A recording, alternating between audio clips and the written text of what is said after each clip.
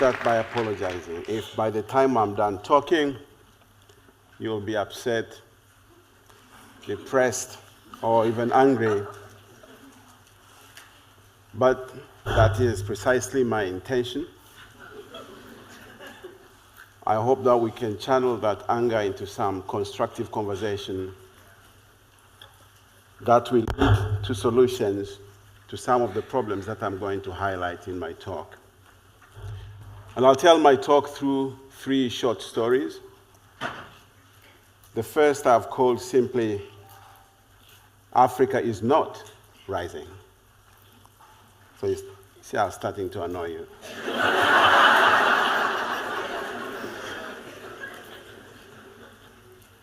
I think that there is quite a number of profound flaws to the Africa Rising narrative.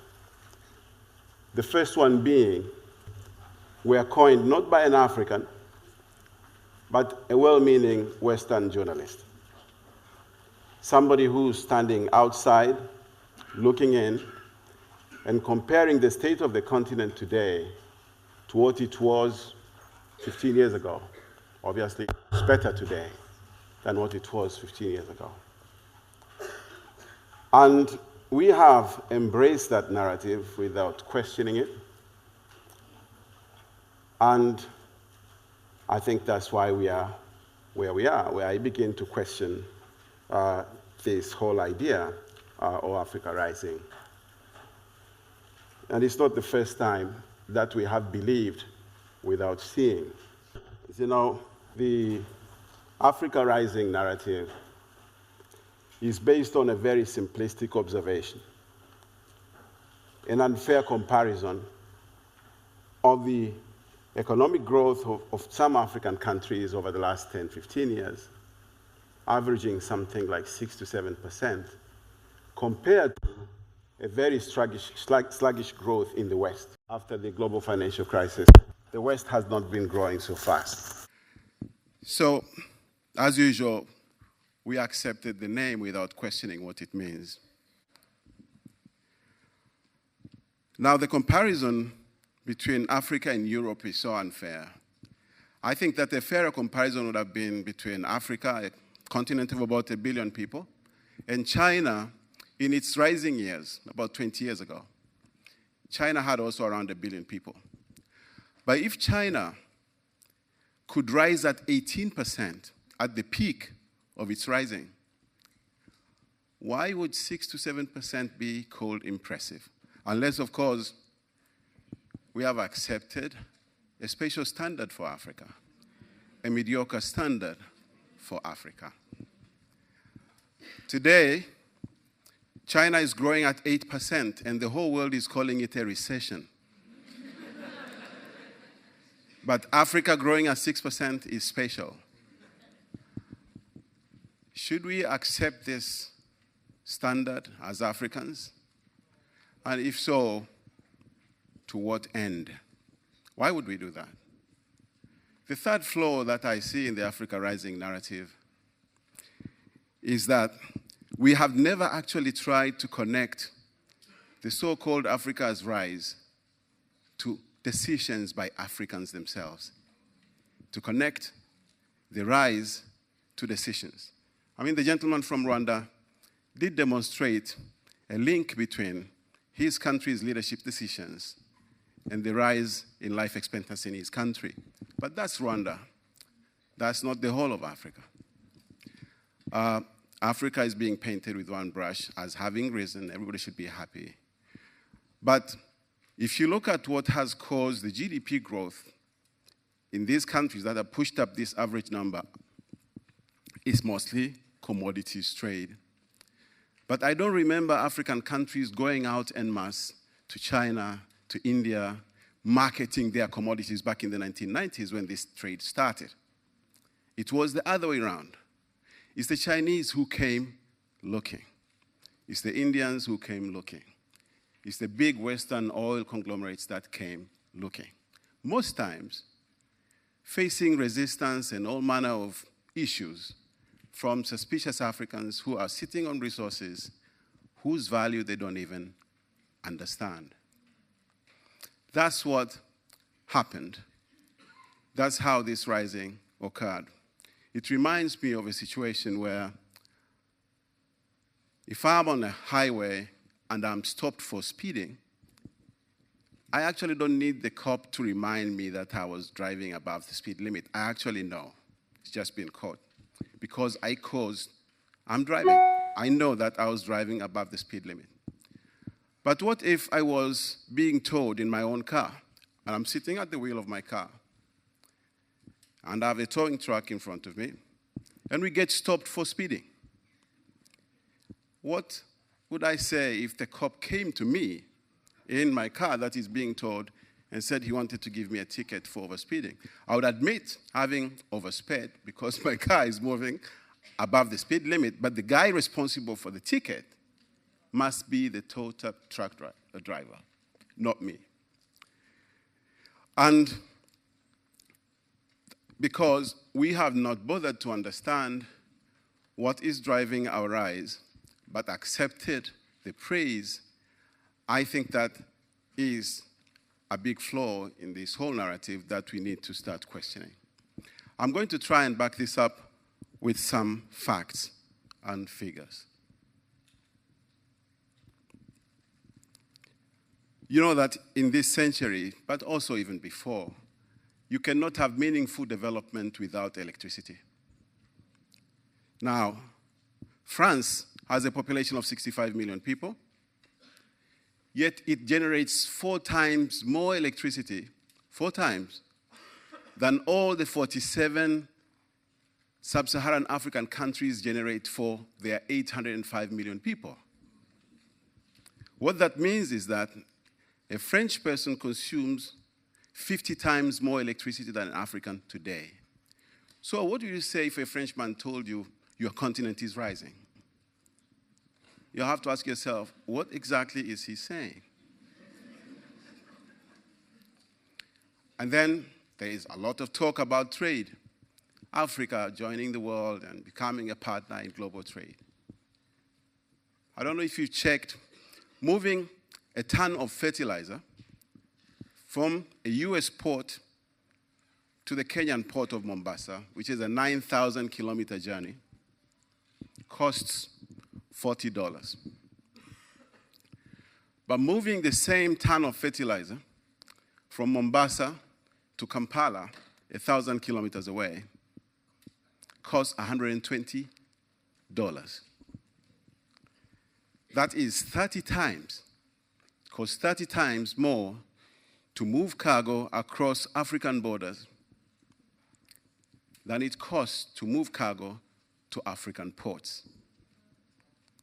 So you cannot be rising if you are at such a disadvantage today, not last year, today. And then energy security. There's nothing more important to a country's security, to a country's progress, without energy, generally, energy security. Yet African countries, poor as they are today, they import $19 billion, Sub-Saharan African countries, of oil every single year. That is against cash payments being paid by African countries to oil producers elsewhere, against $16 billion a year received in the form of aid. That cannot be constituting rising. But now let's talk about aid. Now I know aid has come under a lot of criticism, but aid can actually work. And there are examples of good aid all over the place for us to see. Germany was a recipient of aid after the Second World War. So was Japan, so was South Korea, so was Malaysia, or even famous Singapore. They all received aid. But there's something special about them, which is they all, without exception, graduated from being aid recipients within 20 years. By the time those 20 years were over, they were actually giving aid to other people. But Africa, 60 years later, 60 years later, Africans are negotiating on a global stage the next form of aid they think they want to be getting. Why is it that we are not able to graduate from aid? Why is it we are not able to start giving aid to others 60 years later. And then, technology. I hear about African startups. CNN has a big program on that. And it's a good thing that we have some startups, some of them of a technology nature. But how much technology are we using in Africa? Most Africans are supposed to rely for their livelihoods on agriculture. Yet, whereas an American farmer producing maize can yield 10 tons of maize on 1 hectare planted, the best we have been able to do in Africa is 2 tons of maize per hectare. The problem is not just that difference. The problem for me is that 50 years ago, the gap wasn't that big. The gap wasn't that big. But while the rest of the world has moved forward in terms of use of technology in agriculture, Africa seems to have been marking time. That's a problem. Another is irrigation. Africa has abundant rainfall, has abundant lakes and rivers. But today, Africa has the lowest levels of irrigation in the whole world. And when I say lowest, that is whereas South Asia, which has similar weather patterns, is at 37% of farmland irrigated. The whole world is at 20% on average. Africa is at 6%. 6%. That's irrigation. How about education? In education, countries have been praised in recent years, especially for their performance or improved performance in primary school enrollment, in girl education, universities being built. But we still have a problem, because in this day and age, where knowledge, higher level knowledge, not just basic knowledge, is going to determine the winners and losers of the global fight that is ongoing right now for control of the precious resources that are left in this world, Africa has the lowest levels of graduates per capita. With countries like South Korea, and you see what South Korea has done, at 67%, Finland at more than 70%, Africa still is at 3% today. So it's not looking very good. And then, share of global trade. Cocoa is an $80 billion business. Over the next 6 years, it will grow to $100 billion. 35% of the cocoa is produced in Cote d'Ivoire. Farmers, we're talking about rising, but the farmers of cocoa in West Africa have been experiencing a sinking experience, not rising. Because in the 80s, they used to get about 16% of the retail price of cocoa. Today, they get 6%. So that cannot be rising. And then there is a whole manner in which we manage our economies in Africa. In the past, we used to blame colonialists, but today, the threat to African economies, or destruction of African economies by Africans, the sabotage of our own economies by Africans, is on the rise. Between 2009 and 2011, Nigeria lost 136 million barrels of oil through theft and other forms of sabotage. This was equivalent to about $1 billion US. The same amount of money Nigeria needed to import wheat, grain, and rice and other cereals over a 4-year period between 2009 and 2012. And environment, I think that is very important. As you will agree with me, the threat to African environment is not from nuclear waste or industrial waste. It is from us. Because in this 21st century, we continue to live the same way we did 1,000 years ago. Now, it's not only Africans who use charcoal and fuel wood to fire them, to cook and heat. 50% of the global population does. But it's only in Sub-Saharan Africa where the use of charcoal and fuel wood is growing. And we have seen what it has done to our forests and to our rivers, and to our biodiversity. Now, I want to say that there is no way you can be growing when you are destroying your environment, when you are killing your economy, when your education or the education levels of your people are so mediocre, when your share of global trade is declining, when you have no infrastructure and it's going to take you centuries to build to a level where you can be competitive. That is not rising. So I just wanted to put that in context. But that's not to say that Africa cannot rise. That's not what I'm saying. What I'm saying is that we need to get real. We need to make sure that we do not mistake hype for reality. We do not mistake hope for achievement. That's all I'm saying. And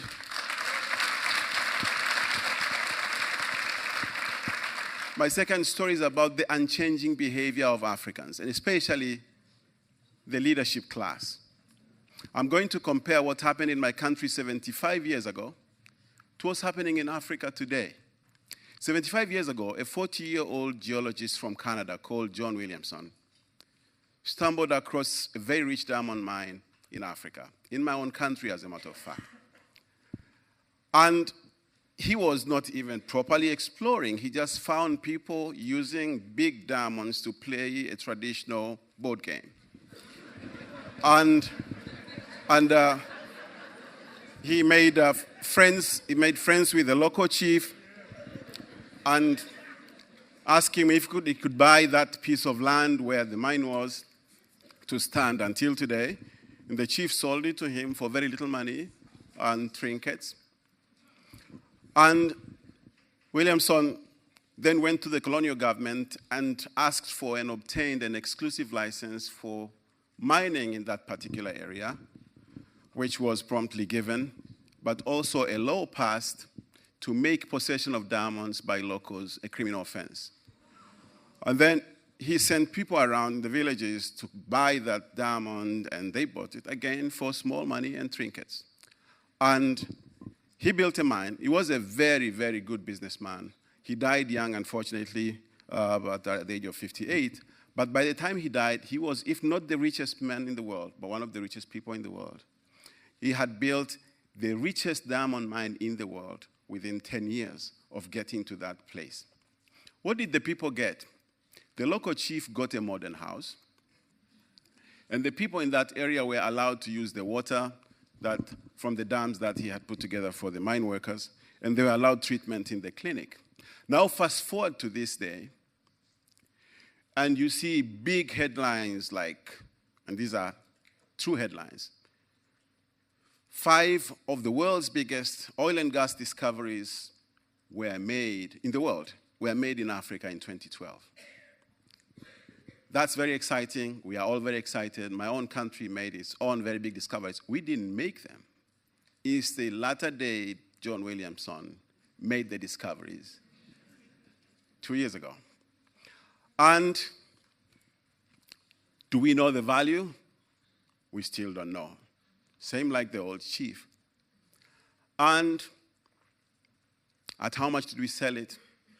Little money and trinkets. Nothing changes in Africa, especially when it comes to the way we lead and the way we are led. And I think that we cannot keep making the same mistakes and expecting different outcomes or better results. Something's got to give. We need to get our act together. I think it's possible for Africa to rise, but it won't do so until we get organized and we work differently, and we move forward differently. Now, finally, you must have been wondering what this map is all about. Now, this map is the map of parts of East Africa. But the reason I have it here is because some 10 years ago, some gentleman in the US engaged me in a conversation, and he said, "What do you think is going to be the cause for the next world war?" And I quickly said, "Oh, it must be oil and gas, of course. I mean, energy resources, people are always going to fight over them." He said, "No, you're wrong. The next war is not going to be over oil and gas. The next war is going to be over fresh water. Because world population is growing, and by 2050, is going to be such a scarce resource, people are going to have to fight for it. People are not going to fight over oil and gas because all the countries that would start a war have enough of that, but they don't have enough of fresh water. Now, I forgot all about it 10 years ago, until recently, in a conversation with somebody, he said, Ali, do you know that these 3 lakes, you see those lakes? Victoria to the north, and Lake Tanganyika, and Lake Malawi down there. Those 3 lakes, those 3, they hold 30% of all the fresh water the world has. Those 3 lakes, don't take my word for it, go online and check it out. They have more than 30% of all the fresh water the world has. Now, what if there is going to be a war about water? You know, I live somewhere there. So, I did not want to make this dire prediction for no reason. I'm saying it here in the hope that we are not going to fight over this, that we are going to be smarter, we are going to avoid this war, but more importantly, we are going to take care of this water. Thank you very much for listening to me.